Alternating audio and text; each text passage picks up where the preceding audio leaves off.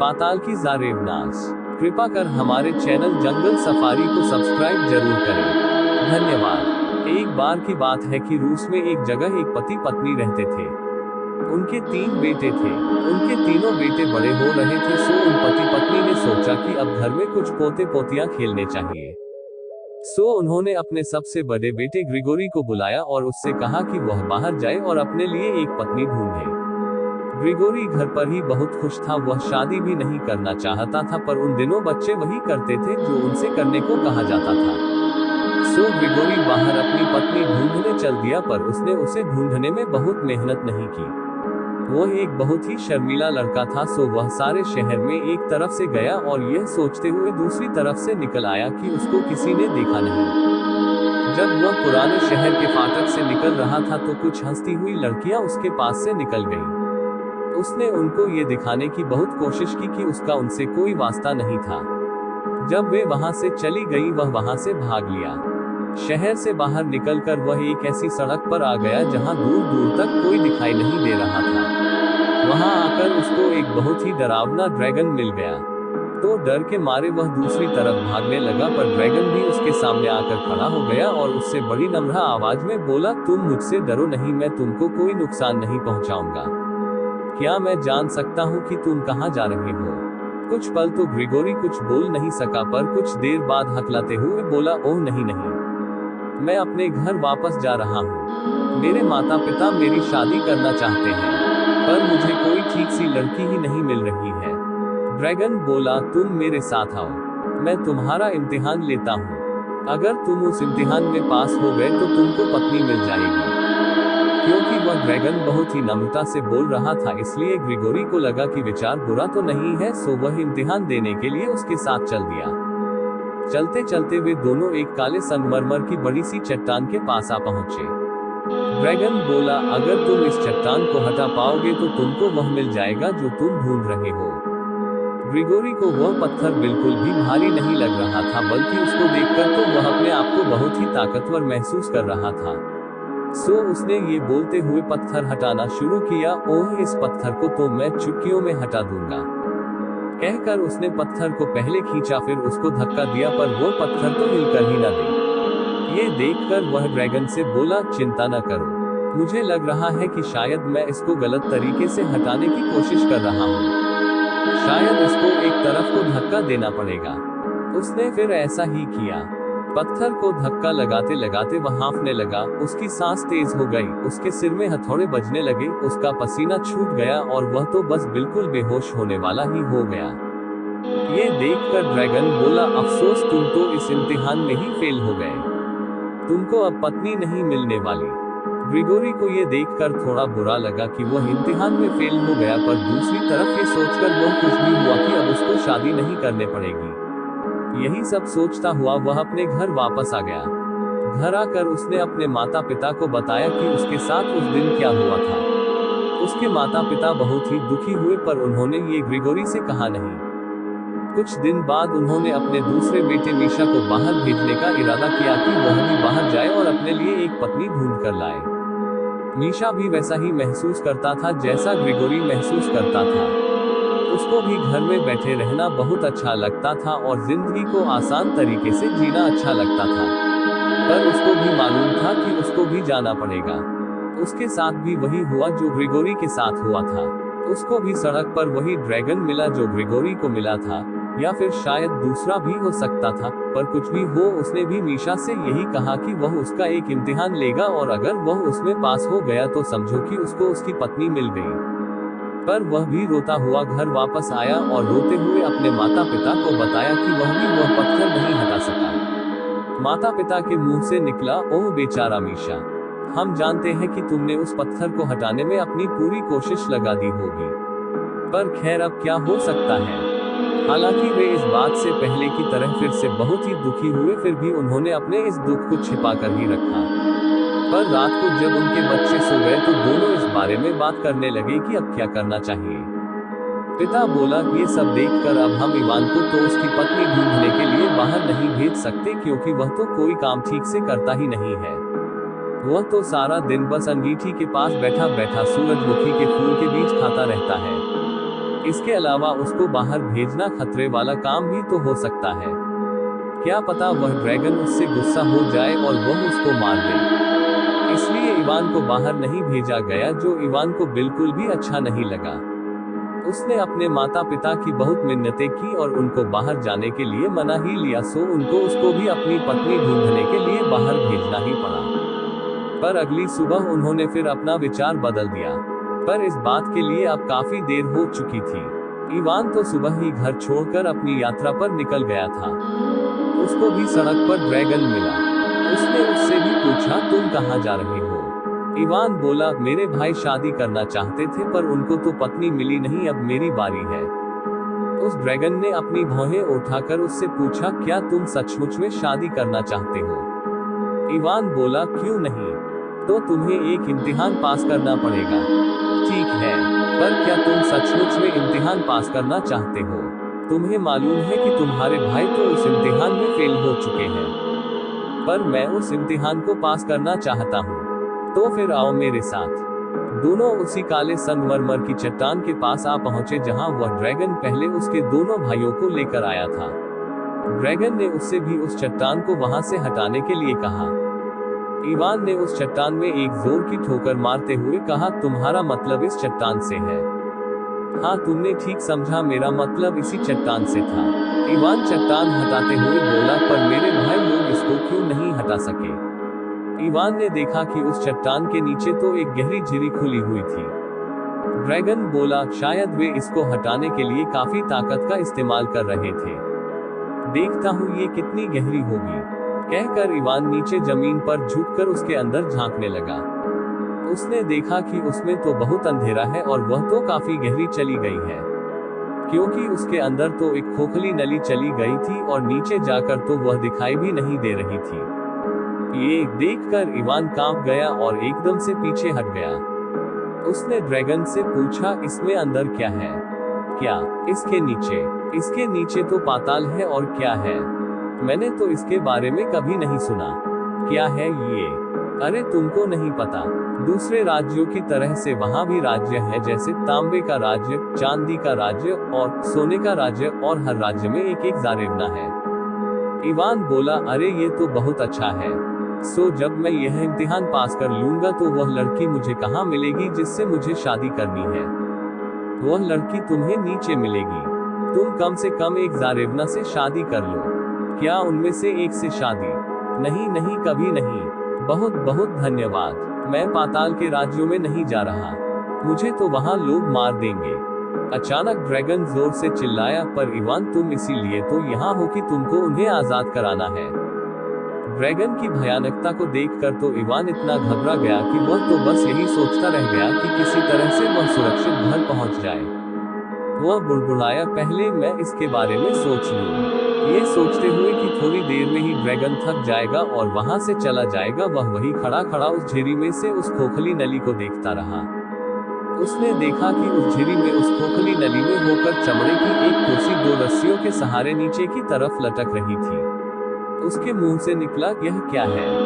Dragon बोला, तुम इस चमड़े की कुर्सी में बैठ जाओ और मैं तुमको नीचे उतार दूंगा। अगर तुमको वहां देखने में अच्छा न लगे तो तुम अपनी रस्सी 2 बार खींच देना, मैं तुमको वापस ऊपर खींच लूंगा। अब तक इस पाताल के बारे में इवान की उत्सुकता काफी जाग चुकी थी, सो उसने सोचा कि क्यों न एक बार वहां जाकर देखा जाए। सो वह ड्रैगन से बोला, पर अगर मैं ये रस्सी 2 बार खींचूं तो तुम मुझको तुरंत ही ऊपर खींच लेना। ठीक है। ड्रैगन ने इवान से वायदा किया कि जैसे ही वह रस्सी 2 बार खींचेगा तो वह उसको ऊपर खींच लेगा। इवान उस चमड़े की कुर्सी में बैठ गया और ड्रैगन ने वह कुर्सी नीचे उतार दी। इवान उस कुर्सी में बैठा झूलता हुआ उस खोखली नली के सहारे अंधेरे में नीचे चला जा रहा था। वह सोच रहा था कि वह अंधेरा कभी खत्म होने पर भी आएगा या नहीं। नीचे जाते जाते इवान ने आखिरी बार रोशनी के लिए ऊपर देखा, यानी रूस का आसमान देखा, और फिर सोचा कि पता नहीं अब वह आसमान फिर कभी देखेगा या नहीं। उस खोखली नली में अब सब कुछ बिल्कुल शांत हो गया था। उसकी दीवारों में लगे क्रिस्टल चमक रहे थे, पर उनसे वहां कोई रोशनी नहीं हो रही थी। उसने चिल्लाकर ड्रैगन से अपने आप को वापस खींच लेने के लिए आवाज लगाई, पर वहां तो कुछ भी नहीं हुआ। वो तो ये बिल्कुल ही भूल गया था कि अपने आप को ऊपर खींचने के लिए उसको चिल्लाना नहीं था बल्कि रस्सी को 2 बार खींचना था। उसकी अपनी ही आवाज की गूंज उसको सुनाई दी तो वह और डर गया। उसकी कुर्सी भी बहुत जोर जोर से हिलने लगी। वह अगर उस कुर्सी में जरा सा भी हिलता तो उस खोखली नली की दीवार से टकरा जाता। मिट्टी के ढेले और पत्थर के टुकड़े नीचे गिरने लगते। उसने उनके नीचे गिरने की आवाज सुननी चाहिए भी पर उसे कुछ सुनाई ही नहीं दिया। जब उसकी कुर्सी झूलती हुई उस खोखले डंडे से होकर नीचे जा रही थी उसके मन में एक अजीब सा विचार आया। ये तो एक जाल भी हो सकता है और वह ड्रैगन तो मुझे कभी भी नीचे गिरा सकता है। और यह विचार आते ही उसने अपनी आंखें बंद कर ली, अपना चेहरा अपनी बाहों से ढक लिया और यह सोचना शुरू कर दिया जैसे कि वह अपने घर में अपने बिस्तर पर लेटा हुआ है। हालांकि इससे उसका कुछ खास काम नहीं बना पर फिर भी वह कुछ शांति महसूस करने लगा। वो सोच रहा था कि पता नहीं ड्रैगन अभी भी उसकी कुर्सी की रस्सी पकड़े वहां खड़ा होगा या नहीं। फिर उसने सोचा जरूर खड़ा होगा, क्योंकि नहीं तो वह तो इससे भी कहीं और ज्यादा तेजी से नीचे जा रहा होता। जल्दी ही अब उसको सांस लेने में भी परेशानी होने लगी। उसकी पलकें भारी होने लगी थी। मुझे जागते रहना चाहिए, कहीं ऐसा ना हो कि इस गड्ढे का कहीं कोई अंत ही ना हो। धीरे धीरे वह बेहोश सा होने लगा। जब उसे कुछ होश में आया तो उसने धुंधलके में देखा कि वह ठंडे पत्थरों के ऊपर लेटा हुआ है। उस खोखली नली से हरे रंग की रोशनी निकल रही है। उसने देखा कि वह अभी भी उसी चमड़े की कुर्सी में बैठा हुआ है। उसने उस कुर्सी की चमड़े की पट्टियां खोल दी। अब वह थोड़ा आराम से सांस ले पा रहा था, या हो सकता है कि ऐसा उसको इसलिए महसूस हो रहा हो कि वह अब इस माहौल का आदी हो चुका था।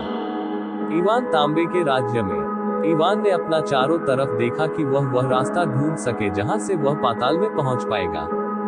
जब उसकी आंखें धुंधलके में देखने की आदी हो गई तो उसको उस खोखली नली से निकलते हुए कई रास्ते दिखाई दिए। उनमें से एक रास्ते के आखिर पर उसको लाल से रंग की रोशनी चमकती दिखाई दी। वह उसी चमकती हुई रोशनी की तरफ चल दिया। जब वह उसके पास पहुंचा तो उसने देखा कि वह रोशनी तो तांबे के रंग की थी। कुछ ही देर में वह रास्ता बंद हो गया और वह बाहर खड़ा नजर आया। बाहर निकलकर उसने देखा कि वह तो समुद्र के किनारे एक तांबे के जंगल में चल रहा था। उसने ऊपर आसमान की तरफ देखा पर उसको सूरज कहीं दिखाई नहीं दिया। केवल भारी भारी बादल ही हल्की हवा में लटके हुए थे और पेड़ों के ऊपर कोहरा छाया हुआ था। जब वह उस तांबे के जंगल से बाहर निकला तो उसके सामने तांबे का बना एक महल खड़ा था। महल का दरवाजा खुला और उसमें से एक बहुत ही सुंदर जारेबना सीढ़ियां उतरकर उसके सामने आई। ऐसा लगता था जैसे कि उस राज्य में हर चीज तांबे की बनी हुई थी। यहाँ तक कि जारेबना जो कपड़े पहने हुई थी वे कपड़े भी बहुत ही पतले तांबे के बने हुए थे और जब वह उसके पास आ रही थी तो बड़ी अजीब सी आवाज कर रहे थे। उसके लंबे लंबे बाल भी तांबे के रंग के थे। उसने इवान का बहुत प्यार से स्वागत किया। आओ, इस तांबे के राज्य में तुम्हारा स्वागत है। आओ महल में आओ और मुझे बताओ कि तुम कहाँ से आए हो और कहाँ जा रहे हो। इवान के कपड़े और उसके शरीर की खाल भी उसके तांबे की रोशनी से तांबे के रंग की हुई जा रही थी। वह उसकी चकाचौंध से कुछ बेहोश सा होता हुआ उसके सामने काफी नीचे तक झुककर बोला, प्रिय राजकुमारी जी, आप मुझसे कई सवाल पूछ रही हैं और आपने मुझे अभी तक कुछ खाने पीने के लिए दिया नहीं है। ये सुनकर वह तुरंत ही अंदर गई और इवान के लिए कुछ खाने और कुछ पीने के लिए ले आई। हालांकि वहां का वह तांबे के रंग का खाना देखने में बड़ा अजीब सा था, पर उसने जितने खाने अब तक खाए थे उन सब में वह सबसे ज्यादा स्वादिष्ट था।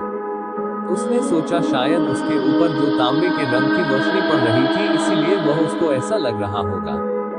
लगता है जैसे कि उस जारेबना ने इवान के मन की बात पढ़ ली हो, सो वह मुस्कुराकर बोली, ऐसा मत सोचना कि यह सब तांबे के रंग की रोशनी की करामात है। बहुत सारे लोगों ने ये गलती की है और हमारे पानी में तैरने की भी गलती की है।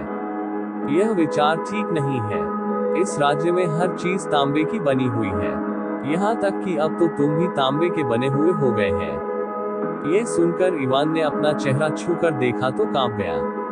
वह ठीक कह रही थी। उसकी खाल सख्त और ठंडी हो गई थी। पर मैं धातु का आदमी नहीं बनना चाहता। जैसे ही वह ये बोला उसको लगा कि उसकी आवाज भी धातु की आवाज जैसी हो गई है। वह हंसकर बोली, पर अब तो तुम वैसे ही बन गए हो।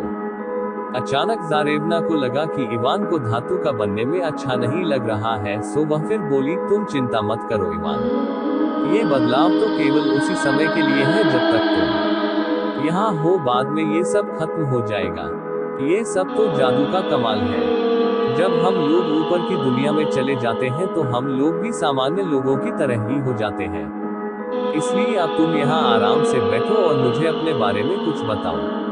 अगर तुम मुझे यहाँ से आजाद कराने आए हो तो मेरा ये जानना बहुत जरूरी है। इवान ने पूछा, आप यहाँ कब से रहती हैं? राजकुमारी ने कुछ दुखी होते हुए कहा, मुझे किसी और जगह की याद ही नहीं है। मुझे केवल सूरज और चांद नाम की चीजों की भी बहुत धुंधली सी याद है, पर यह भी अब बहुत पुरानी बात हो गई। तब इवान ने जारेवना को अपने बारे में और ड्रैगन के मिलने के बारे में सब कुछ बताया। उसने उसको ये भी बताया कि वह अपने लिए एक पत्नी ढूंढने निकला था। उसको बहुत खुशी होगी अगर वह उससे शादी कर लेगी। राजकुमारी ने जवाब दिया, नहीं, यह नहीं हो सकता इवान, क्योंकि मैं ये जगह तभी छोड़ सकती हूँ जबकि पहले सुनहरी जारेवना यहाँ से आजाद हो जाए। उसके लिए तुम पहले समुद्र के किनारे वाले जंगल में से जाओ और फिर अंधेरी सुरंग में से होकर जाओ तो तुम चांदी के राज्य में पहुंच जाओगे।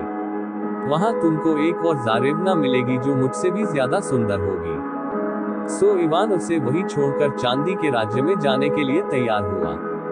उसके जाने से पहले इस तांबे के राज्य वाली जारेवना ने उसको उसकी रक्षा के लिए एक तांबे की अंगूठी दी। इवान ने उसको इसके लिए धन्यवाद दिया और वहां से चल दिया। इवान चांदी के राज्य में। इवान सुरंग में चलता रहा तो उसको उस सुरंग के आखिर में एक सफेद रोशनी चमकती दिखाई दी। जैसे जैसे वह उस रोशनी के पास आता गया तो उस रोशनी की चमक तेज और तेज होती गई। जल्दी ही वह एक बड़ी सी गुफा में खड़ा हुआ था। उसकी तो छत ही बहुत ऊंची दिखाई देती थी, जैसे वह मीलों ऊपर तक हो। उस गुफा की छत से चांदनी की एक चमकीली किरण सफेद बिछके जंगल के ऊपर पड़ रही थी। चांदी जैसे सफेद समुद्र के किनारे पर एक महल खड़ा था। गुफा के फर्श पर चांदी का मुलायम रेत बिखरा पड़ा था। उसकी छत से चमकते हुए पत्थर लटके थे जिनसे रोशनी हो रही थी। आवाजों में वहां केवल हवा की और समुद्र के किनारे पर उसकी लहरों के टकराने की ही आवाज हो रही थी। समुद्र के किनारे एक जारेवना अपनी घोड़ी पर सवार हुई घूम रही थी। इवान को देखकर वह उसकी तरफ घूमी तो घोड़े की कुदान से समुद्र का ठंडा पानी जो इधर उधर बिखरा तो इवान कांप गया। वह अपने घोड़े की रास पकड़कर घोड़े को सीधे उसके सामने ले आई। अपने चेहरे से अपने चांदी के बाल हटाते हुए वह बोली, इस चांदी के राज्य में तुम्हारा स्वागत है। इवान ने सोचा कि जैसे पहले वाली जारेवना तांबे की बनी थी, शायद ये जारेवना चांदी की बनी हुई होगी। उसने उसको बहुत नीचे तक झुककर नमस्ते की। उसने भी इवान से पूछा कि वह कहाँ से आया था और कहाँ जा रहा था। थोड़ा रुककर वह बोला, प्रिय राजकुमारी, तुम्हारे सवालों के जवाब देने से पहले मुझे कुछ खाना और पीना चाहिए। वह उसको महल के अंदर ले गई और उसको कुछ खाने के लिए और शराब पीने के लिए दी। वहां खाना चांदी की तरह सफेद था और शराब भी बिल्कुल चमकती हुई सफेद थी। जब वह खा रहा था तो उसने अपने हाथों की तरफ देखा। उसने देखा कि उसका तांबे जैसा रंग तो बिल्कुल ही चला गया था और अब उस रंग की जगह चांदी का रंग लेने लगा था। उसने अपने बालों में अपनी उंगलियां फिराई तो उनमें भी उसको कुछ अजीब सी आवाज सुनाई दी। उसने सोचा, उम्मीद है कि यह सब भी बहुत देर तक नहीं रहेगा। जब वह खा चुका तो जारेवना से बोला कि वह एक पत्नी की तलाश में था। क्या वह उससे शादी करना पसंद करेगी? वह बोली, अफसोस ऐसा नहीं हो सकता। तुमको इस अंधेरी सुरंग से जाना पड़ेगा जब तक कि तुम सोने के राज्य में न पहुंच जाओ। वहां एक और जारेवना तुम्हारा इंतजार कर रही है। पहले तुम्हें उसे आजाद कराना पड़ेगा। उसने भी उसको एक चांदी की अंगूठी दी और कहा, लो यह चांदी की अंगूठी लो और देखो, इसे हमेशा पहने रहना। ये तुम्हारी यात्रा में तुम्हारी रक्षा करेगी। इवान ने उससे वह चांदी की अंगूठी ली, उसको धन्यवाद दिया और अपनी आगे की यात्रा पर आगे बढ़ गया। इवान सोने के राज्य में। उस अंधेरी सुरंग में कुछ दूर चलने के बाद इवान को उसके आखिरी हिस्से पर एक सुनहरी रोशनी दिखाई दी। पहले की तरह से जब वह उस सुरंग